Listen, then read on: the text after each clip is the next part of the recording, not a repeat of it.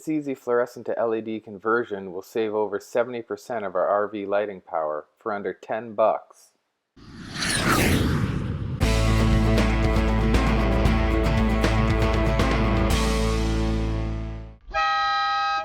Today we're going to convert the fluorescent lights in the ceiling of the RV over to LED strip lighting.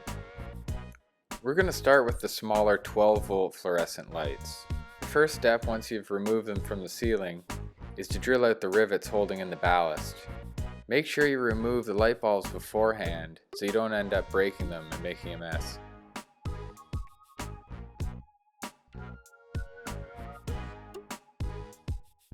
Once all the rivets are drilled out, it should be pretty easy to remove the ballast and wiring.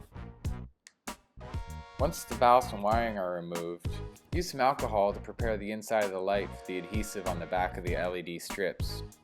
Any residual grease or dirt will prevent the LED strips from sticking properly, and they might end up falling down on you in the future.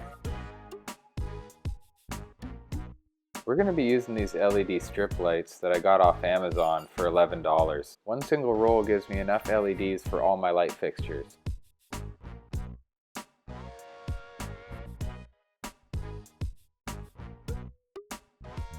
Cut the strips as long as possible so they go end to end, but still leave you enough room to add the wiring to connect them. In this case, I've left 1 inch to 1.5 inches at both ends.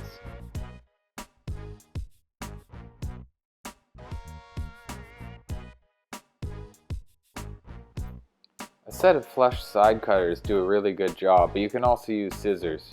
Just make sure to cut along the line that run across the solder pads.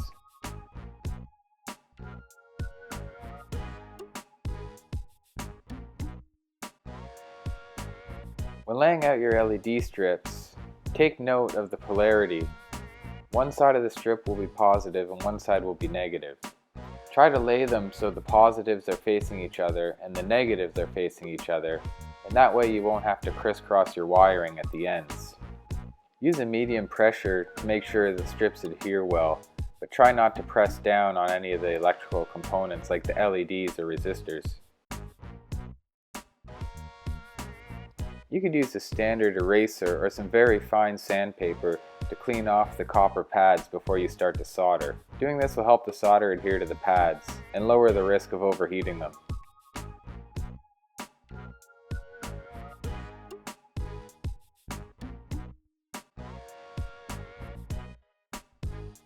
Use some rosin soldering flux on the pads before you start to solder.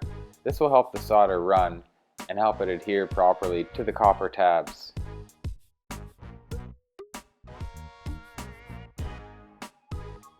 Start by applying a small bead of rosin core solder to each copper tab on the LED strip.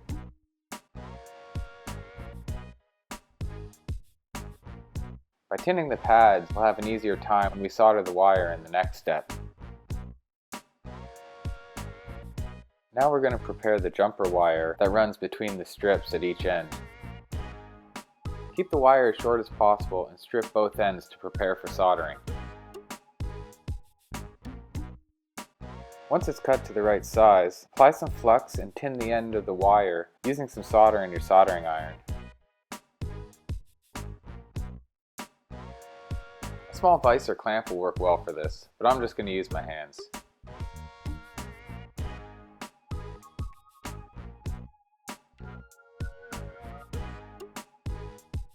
Then add some more flux to the tin wire and the copper pads, and we're ready to start soldering.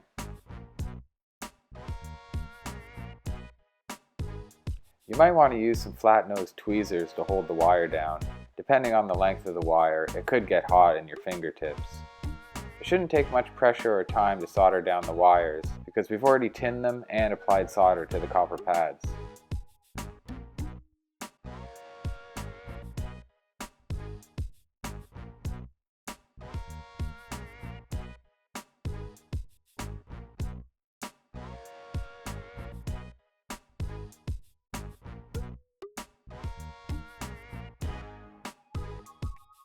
In this case, I didn't pay close enough attention to the polarity of the LED strips, so my wires had to cross over each other. It works fine, it just doesn't look as good.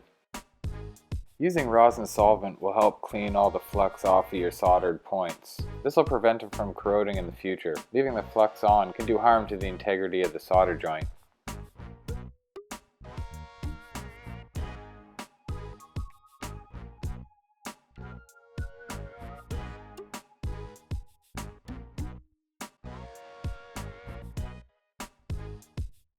I'm using a zip tie and a zip tie base to secure the wiring so it doesn't pull on the copper tabs of the LED strip and cause damage.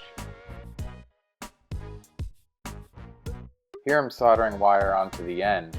This is going to go out of the case and connect to the on-off switch.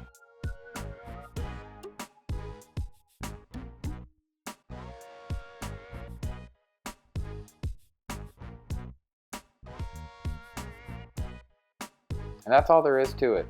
Make sure to mark the ends of your wire so you know what side's positive, what side's negative, and then just apply 12 volts and your LED strip should turn on.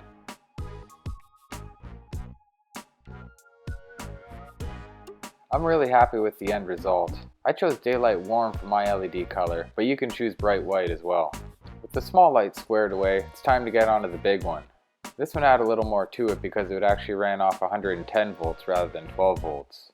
Once the old ballast was removed, I had a big hole in the ceiling to fill.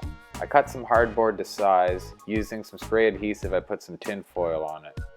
I adhered the LED strips down to the tin foil in a spiral pattern. For this application, I didn't use any solder. Instead, I used some pre-made 90-degree connectors. They made the job pretty quick and easy. We'll see how they hold up in the long run. I cased it all in with 1x1s and screwed it into the ceiling. We gave the old frame a fresh coat of paint and washed the plexi cover. The result was better than we expected.